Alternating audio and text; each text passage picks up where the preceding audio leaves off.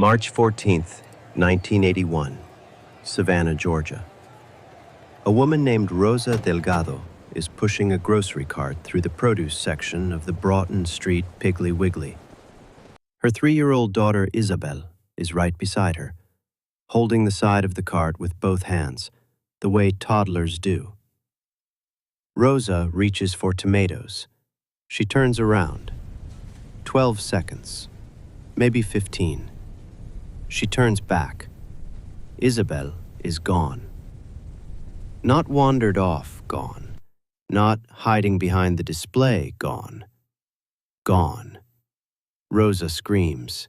Staff lock the exits. Police arrive in 9 minutes. They find nothing. There is one security camera in that store. Grainy, black and white, mounted above the registers. The footage shows a woman, white, late 30s, brown hair. She walks into the produce section. She crouches in front of Isabel. She says something. Isabel takes her hand, and they walk out together, calmly, no rush, like a mother and daughter who have done this 100 times before. That is the detail that will haunt investigators for decades. She didn't rush. She had practiced this, or something like it. She knew exactly what she was doing. Isabel Delgado was never found. Her mother, Rosa, searched for 43 years, hired investigators, sent letters to every law enforcement agency in the Southeast, sat by her phone every March 11th, Isabel's birthday, and waited for a call that never came. Rosa Delgado died in January 2024, pancreatic cancer, age 68. She never found her daughter. But here is what Rosa never knew. 11 months after she died, Isabel found them. She just didn't know her name was Isabel. She thought her name was Emma. She thought she had always been Emma. She thought she had a birth certificate that proved it. She was wrong about all of it. Let me tell you about Emma Rutherford before everything changed. She grew up in Charleston, South Carolina. Her mother was a woman named Diane Holloway. Diane worked as a librarian. She baked on Sunday mornings. She read to Emma every night until Emma was old enough to read herself, and then sometimes still did it anyway, just because they both liked it. Emma's earliest memory is sitting in Diane's lap on the porch swing. Evening, crickets, the smell of rain coming in off the water. She felt completely safe. She had no memories before age 4. She asked Diane about it once, when she was maybe 9. "Why don't I remember anything before Charleston?" Diane smiled, did not hesitate. "We moved around when you were tiny. Babies don't form strong memories. Perfectly normal, sweetheart." Emma believed her. Of course she did. She was 9 years old and Diane was her mother. You believe your mother. Diane never married. It was always just the two of them. Emma grew up, went to art school, became a graphic designer, met Oliver Rutherford at 28, married at 30. 2 kids, a boy, 13, and a girl, 11. Diane died in 2019, lung cancer. Emma held her hand at the end. At the funeral, Emma wore a silver locket. She had worn it since she was 10 years old. Diane had given it to her. "Your grandmother gave you this when you were little," Diane had said. "Keep it close." Emma had kept it close for 36 years. Inside the locket, a photograph of a woman she didn't recognize. She had always assumed it was the grandmother. She had never questioned it. She was about to question everything. You've just met Emma. A good childhood, a good mother, a silver locket she never takes off. Here's what I haven't told you yet. There is a police report from 1981, a missing child, And in the description of what that child was wearing on the day she disappeared, in a 43-year-old document, there is a silver, heart-shaped locket, described exactly. Stay with me. November 2024. Emma's daughter, 11 years old, has a school project on family heritage. Mom, do you know where great-grandma was from? Emma realizes she doesn't know much. Diane had always been vague about her own family. Oh, a little bit of everything. English, maybe Scottish. I never really tracked it. Emma orders a DNA kit for the school project, for fun. She spits in a tube, mails it, forgets about it for 3 weeks. Then the results come back. She opens the app on her phone while standing in her kitchen, still in her coat. Ethnicity results: 62% Iberian Peninsula, 21% Indigenous Americas, Caribbean, 17% Other Southern European. She stares at the screen. Diane was blonde, blue-eyed, as English as Earl Grey tea. Emma thinks, that's strange. She thinks, must be something on my father's side. She thinks, I'll look into it. She scrolls down to the DNA Matches tab. At the very top, one match, flagged as close family. Shared DNA, 1,782 centimorgans. Predicted relationship, half-sibling. The name on the profile, D. Delgado. Emma has never heard the name Delgado in her life. She does not have a sibling. She Googles what 1,782 centimorgans means. The result? A match of this size indicates a first-degree relative, full sibling, parent, or child. She reads it twice. She calls Oliver into the kitchen. Look at this. Oliver reads the screen, then looks at her. It's probably a database error, Emma says. I'm an only child. Oliver says, message them. It's a glitch. Then message them and find out. Emma sends a short message. Hi, I'm Emma Rutherford. The DNA test says we might be related. I honestly don't recognize your surname.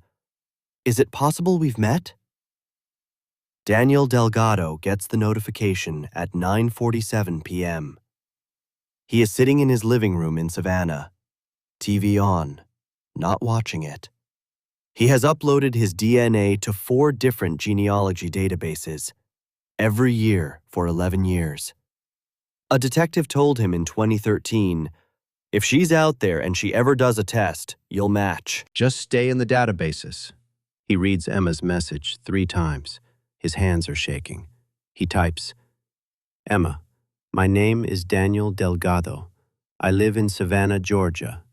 I need to ask you something important. What year were you born? And where does your birth certificate say you were born? Emma replies, 1978, Charleston, South Carolina. Why are you asking me this? Daniel writes back, I had a sister. Her name was Isabel. She disappeared from a grocery store in Savannah in 1981. She was 3 years old. I was 5. I haven't stopped looking for her. Can we speak by phone? Emma stares at the screen for a long time. She shows it to Oliver. He thinks I'm his missing sister. She almost laughs. Almost. I know who I am. I have lived in this body for 46 years. Oliver reads it again. He says nothing for a moment. Then, call him, Em. Something in his voice makes her stop arguing. They speak for 2 hours. Daniel tells her everything. The grocery store, the yellow dress, Rosa, their mother, and the 43 years she spent searching, and how Rosa died 11 months ago, still looking. Emma listens without speaking. When he finishes, she says, I believe you believe what you're telling me. But Daniel, I was raised by a woman named Diane Holloway. She was my mother. I have a birth certificate. I have photos of myself as a baby with Diane. I have birthday cards in her handwriting going back to when I was 5. She held me when I cried. She was at my wedding. She was in the room when my children were born. That doesn't disappear because of a number on a website. Daniel says, I know. I'm not asking you to erase any of that. I'm saying someone may have built it deliberately. Diane loved me. I believe that too, Daniel says, carefully. That's actually the part that worries me most. Long silence. What do you want me to do? Talk to the FBI. Just talk to them. If it's nothing, it's nothing. But Emma, 1,782 centimorgans. That is not a glitch. After the call, Emma sits at the kitchen table for a long time. Oliver comes and sits across from her. He doesn't prompt her. He just sits. Eventually, Emma says, Diane had no living relatives, not one. She said they'd all died young. Oliver says nothing. She had no childhood photos. She said they were lost in a flood. She had no old friends, no one from before Charleston. No hometown she ever mentioned. No accent I could ever place. She is listing these things quietly, like she is hearing them for the first time, like she is realizing she has always known them, but stored them in separate boxes, each one a small sadness, never added together. She stops. I'm going to call the FBI. 3 days later, 2 FBI agents at the kitchen table, a manila file. One agent opens the file, slides a document across the table. A missing child report, March 1981. Attached, a photograph. A small girl, dark curly hair, brown eyes, wide smile, yellow dress, and around her neck, a silver locket, heart-shaped. Emma's hand goes to her chest, to where the locket sits against her skin, like it always does.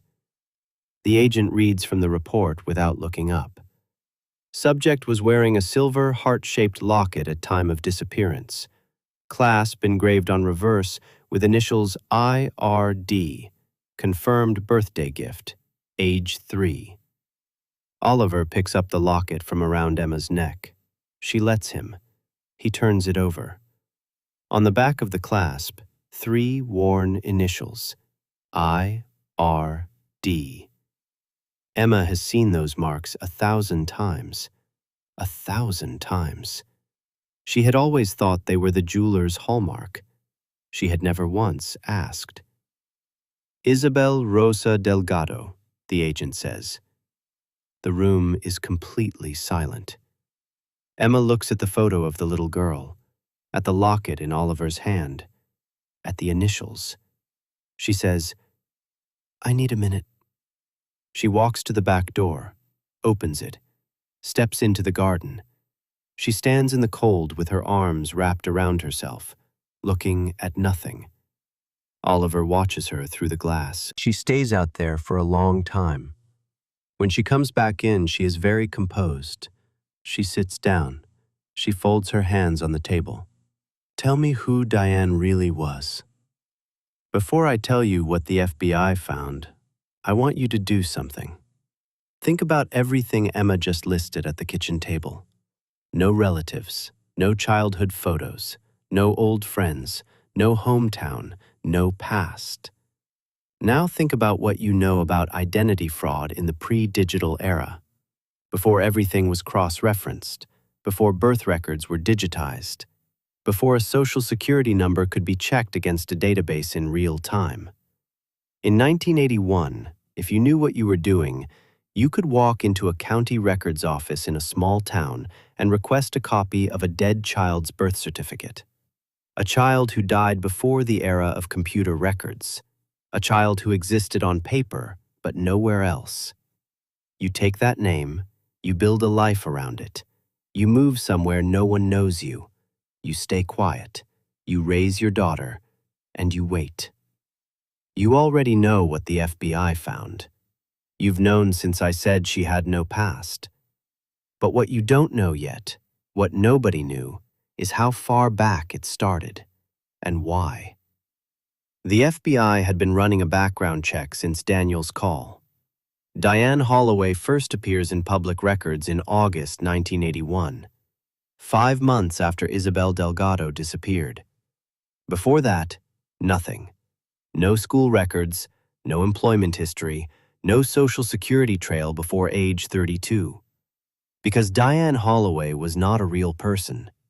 The name Diane Holloway belonged to a real infant, a baby girl who died at 6 months old in Macon, Georgia in 1950. Her birth certificate had been quietly obtained. Her name and date of birth had been borrowed. A ghost identity constructed from a dead child's paperwork.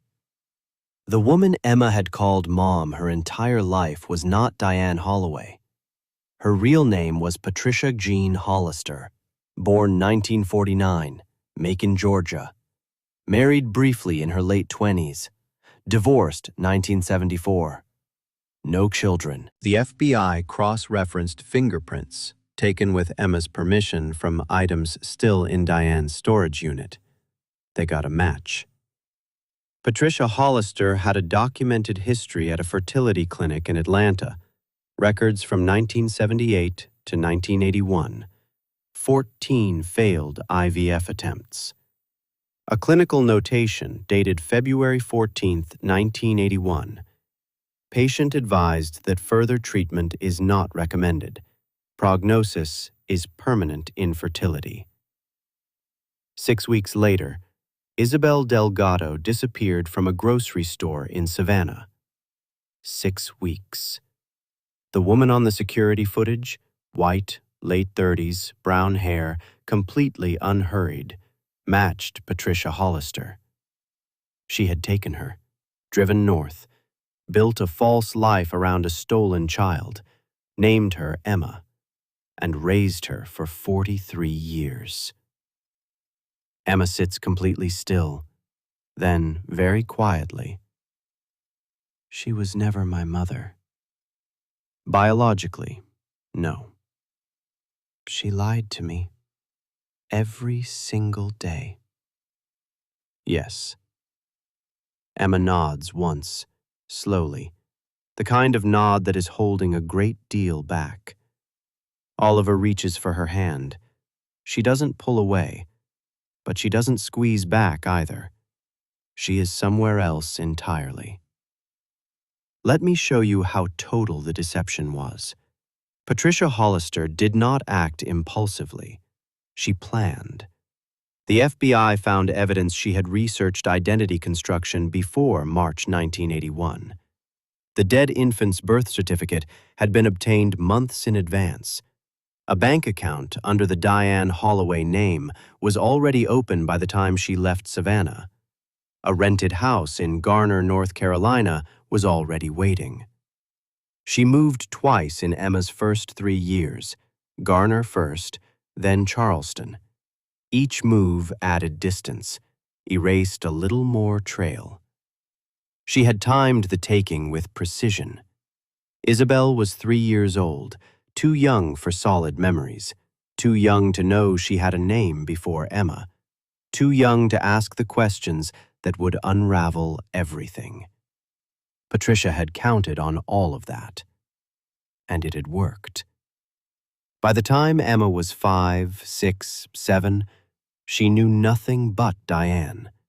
Diane's voice reading bedtime stories, Diane's arms during nightmares, Diane at every school play, every graduation, every quiet Sunday. Patricia Hollister had walked into a grocery store and stolen a child. Then she had raised that child with everything she had. Then she had died, and she had taken the truth with her, or so she thought. There were journals. Emma had known about the journals. She had packed them herself after Diane died. seen them in the box, put them in the storage unit without opening them. She told the agents this. I couldn't read them. After she died, I tried and I couldn't. Why? Long pause. I think some part of me already knew I wasn't ready for what was inside. Think about what Patricia Hollister might have written.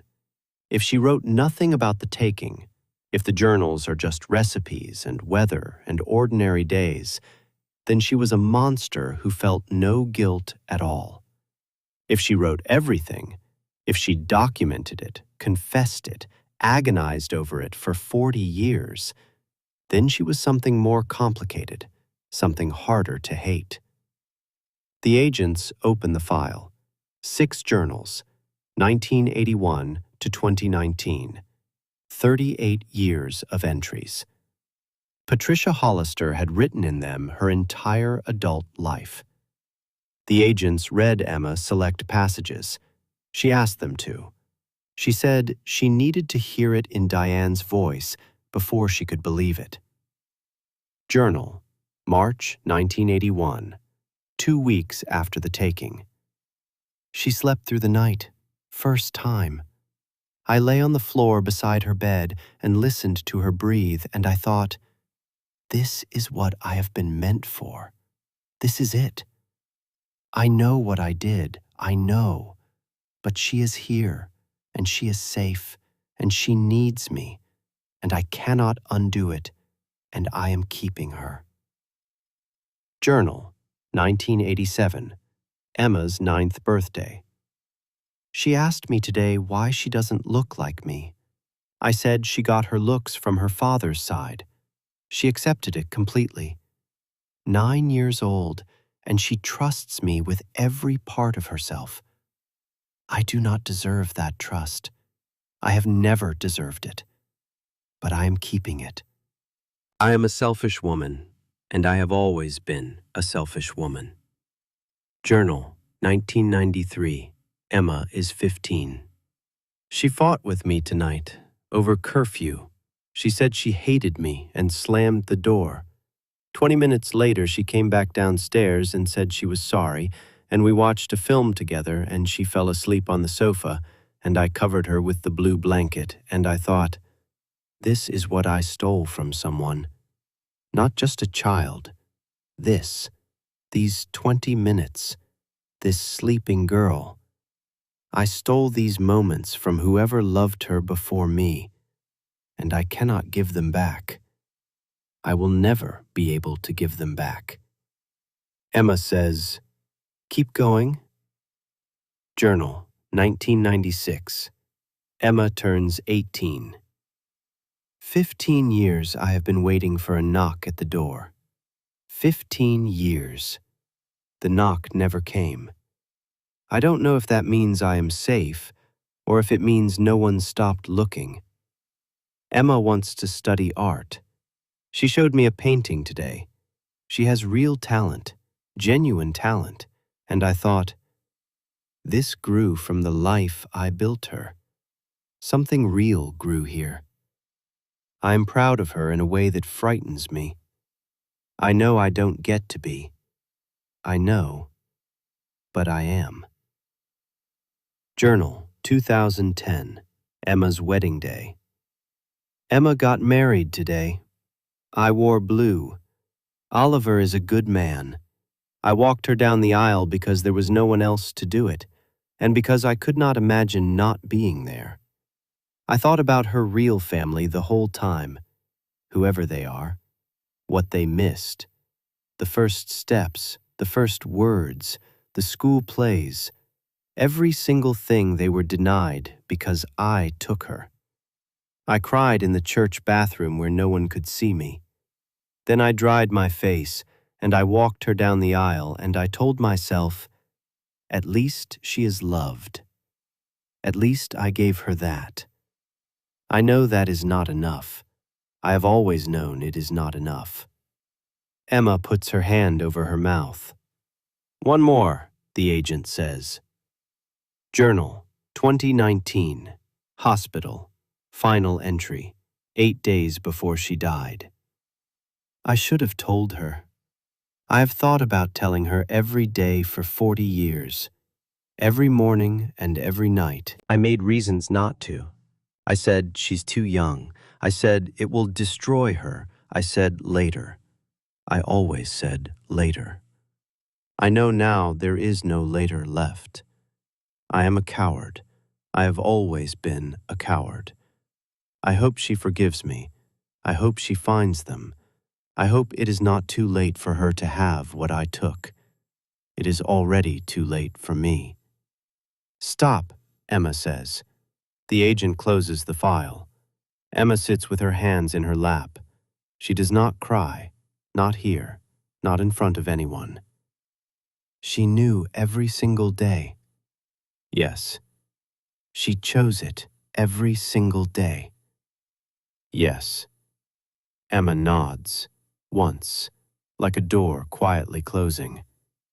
When can I meet my father? Patricia Hollister wrote it down. The guilt, the pride, the love, the knowing. 38 years of entries. She never stopped writing it, and she never told a soul. But Emma is about to walk into a room with a man she has never met, a man who has carried her photograph in his wallet since 1981, a man who made a deathbed promise to memorize every story. And there is something about what happens in that room, something that has nothing to do with evidence or journals or DNA, that will be the hardest thing in this entire story. The night after the FBI visit, Oliver finds Emma sitting on the kitchen floor, not crying, just sitting, back against the cabinet, legs straight out, like a child, the locket on the floor beside her. He doesn't ask what's wrong. He doesn't try to explain it or reframe it or tell her it's going to be okay. He sits down beside her, on the floor, against the same cabinet, like it is the most natural thing. They sit there together for a long time. Finally, Emma says, very quietly, "What's my name?" Emma: "It's not my name." "It's the name I have called you for 18 years. It is absolutely your name." Emma stares at the ceiling. "She was at my wedding, Oliver. She was in the room when the kids were born. She held my hand when I was in labor, and I screamed at her, and she just stayed. She stayed." I know. How am I supposed to grieve that? How am I supposed to love her and hate her at the same time? How do I do both things? Oliver says, "I don't think you have to decide that tonight." Emma picks up the locket from the floor. She holds it in her palm. She does not open it. She just holds it. "I want to meet him," she says finally. "My father." I know. I'm terrified. I know that too. She leans her head on his shoulder. He does not move. Robert Delgado drives up from Savannah on a Thursday morning in December 2024. He is 70 years old. White hair, careful hands, a slight limp from an old knee injury, a car accident in 1998. Daniel had mentioned it on the phone. Daniel is with him. Emma watches them pull into the driveway from the window. She watches Robert get out of the car slowly. She watches him look at the house. She watches him stop walking, just stop and stand there. Oliver stands behind her, his hand on her shoulder. "You don't have to do this today." "Yes, I do." She opens the front door before they reach it. Robert Delgado looks at her. His mouth opens, then closes. His eyes fill immediately. Daniel says, almost to himself, "She has Mom's eyes." Robert presses the back of his fist to his mouth. Emma looks at this man she has never met, this stranger, her father. She says, "Come in. I made coffee." It is the most ordinary sentence. It is the only sentence she can find. Oliver takes the kids out. The three of them sit in the living room. Robert is holding his coffee cup with both hands. He is looking at Emma the way you look at something you thought was gone forever, like he needs to memorize her before she disappears again. Daniel is looking at his shoes. Nobody speaks for a full minute. Emma breaks the silence. "Tell me about her. My mother. Rosa." Robert looks up, and something in his face changes. He had been holding himself together with everything he had. For 2 hours in the car from Savannah, on the porch, in the hallway, at the kitchen table. That question, "Tell me about her," undoes the last of it. He starts to talk. He talks for 3 hours. About how Rosa sang when she cooked, always the same 3 songs, always the wrong words, completely off-key. She refused to apologize for it. About how she put too much sugar in everything and considered it a personal philosophy. About how she kept Isabel's bedroom exactly as it was until 2005. 24 years. The yellow curtains, the small white bed, the stuffed rabbit on the pillow. She could not bring herself to change it. About how she finally packed it up in 2005 and cried for a week and then went straight back to putting up flyers. A detective told her after 15 years that the case was essentially cold, Robert says. She threw him out of the house. Emma almost laughs. About the deathbed promise. "She took both my hands," Robert says. She could barely breathe at that point. She said, "Robert, when Isabel is found, tell her everything, every story. Don't leave a single thing out. She needs to know who she is. She needs to know she was loved every single day of her life, even the days she didn't know it." He looks at Emma. "She made me memorize them, all of them." Emma says, "Tell me one." "Your first word," Robert says immediately, like he has been ready for this for 43 years. "You said it at dinner. You were about 14 months old. Your mother had just cut a mango. She gave you a piece on a little spoon. You tasted it. You looked up at her, and you said, 'Mango.' Just like that. Complete word. First try." "She cried," Daniel says softly. "She cried every time after that when she cut one, for the rest of her life." Emma puts her hand over her heart. "Tell me another," she says. Robert tells her about the way Isabel dragged her blanket everywhere, about how she was terrified of the vacuum cleaner but completely fascinated by ceiling fans, about how she used to sit in the garden and hold long, serious conversations with the plants.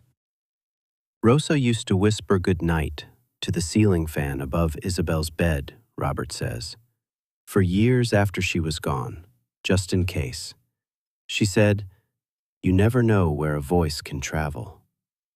He is quiet for a moment. "Your mother used to say you laughed like it surprised you every single time, like you never quite expected something to be funny, and then it was, and your whole face would go." He pauses. "She used to do an impression of it at dinner sometimes, just to make Daniel laugh. She did it for years after you were gone." He stops. Emma is very still. Her hand is pressed flat against her sternum, because she knows that laugh. Oliver has described it to her. Her daughter does it too. That exact thing, the surprised laugh, the whole face going. She has heard it her entire life, from both of them, and never once knew where it came from. It came from Rosa. Rosa saw it first. Rosa named it. Emma's chin is trembling. "I don't remember any of this," she says. I want to. I want so badly to remember, and I can't, and I'm sorry. I'm so sorry I can't give you that. Robert shakes his head. You don't have to remember. He leans forward. You just have to be here. After 43 years, you being here, in this room, breathing, alive, that is more than I let myself hope for. Your mother would say it is everything. He pauses. She would say it is everything. Emma closes her eyes. Near the end of the visit, Robert notices the locket. It is resting on the coffee table where Emma had set it earlier. He goes very still. Is that? Emma hands it to him without a word. He holds it in his palm. He turns it over. He sees the initials. His breath comes out in a long, slow exhale. I bought this on River Street, he says, a week before your 3rd birthday. Your mother chose the style. I had the initials engraved. I.R.D. Isabel Rosa Delgado. He turns it over again. Worn smooth from decades of being held, from being worn every day for 36 years against someone's skin. I have thought about this locket, he says quietly, many times. What happened to it? Where it went? He opens the clasp. The locket opens. Inside, a photograph. Small, faded, worn at every edge. A woman with dark hair and brown eyes and a smile that takes up her whole face. Rosa put her photo inside, Robert says, so you'd always have her face close. Her thinking was, you would always know what she looked like. Even when we weren't there, even across a room, you just have to look down. Emma stares at the photograph. The woman she has looked at for 36 years. The woman she has worn against her chest every single day. At her graduation, at her wedding, when her children were born, when Diane was dying and Emma stood at the hospital bed thinking the locket was all she had left of her. This woman, this face, her mother, looking for her from inside a locket, 43 years, from the grave. Emma does not make a sound, but her whole face breaks open. And Robert Delgado, a man who promised a dying woman he would memorize every story, who drove 2 hours from Savannah this morning holding himself together with both hands, reaches across the coffee table and puts his arms around his daughter. She grabs the back of his jacket with both fists, like a 3-year-old holding the side of a grocery cart, and she stays. Patricia Hollister could not be charged. She was dead. The FBI closed the case. The forged documents were voided. The legal identity of Emma Rutherford ceased to exist on paper.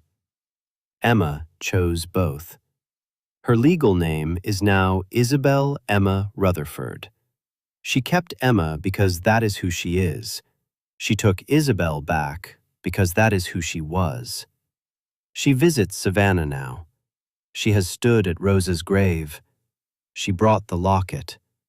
She opened it. She held Rosa's face up in the light. She doesn't know what that meant. She says it felt necessary. 2 weeks after the meeting, Emma's 13-year-old son asks the question at the dinner table. He'd been quiet all evening. He looks up. Mom, did Grandma Diane love you? Emma thinks of the journals. I lay on the floor and listened to her breathe. I covered her with the blue blanket. I hope she forgives me. I hope it is not too late for her. Yes, Emma says. She loved me. I believe that completely. Then how is she still the bad guy? Emma sets down her fork. Because loving someone doesn't cancel what you did to them. Diane loved me with everything she had. And every single day she was alive, a woman named Rosa Delgado was searching for her daughter and coming up empty. Her husband carried my photograph in his wallet. Her son uploaded his DNA to every database he could find. Both of those things were happening at the same time. The love was real. The harm was real. You don't get to choose only one. Her son: can you forgive her? Long pause. I don't know yet. She picks up her fork. I'm working on it. I want to leave that question with you. The comments will divide cleanly.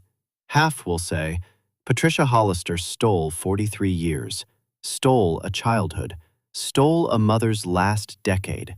Unforgivable. Full stop. The other half will say, she raised Emma with genuine love and built a life full of warmth, and that cannot mean nothing. I think both halves are right. I think that's what makes this the hardest kind of story. The cases where the villain is only a villain are awful, but they're clean. This one isn't clean. Rosa Delgado died 11 months before her daughter was found. 11 months. 43 years of searching. And the answer was 11 months away.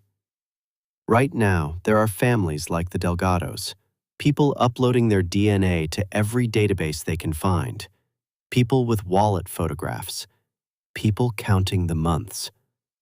And somewhere, there are people who don't know they're being searched for, who have fuzzy early memories and were told they moved around a lot, who have a locket they've worn for decades without knowing what it means.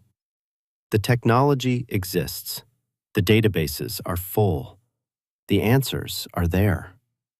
Sometimes all it takes is one person deciding to spit in a tube.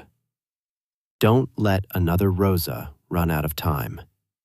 If this story stayed with you, share it. It costs you nothing. It might mean everything to someone else. Subscribe if you're new.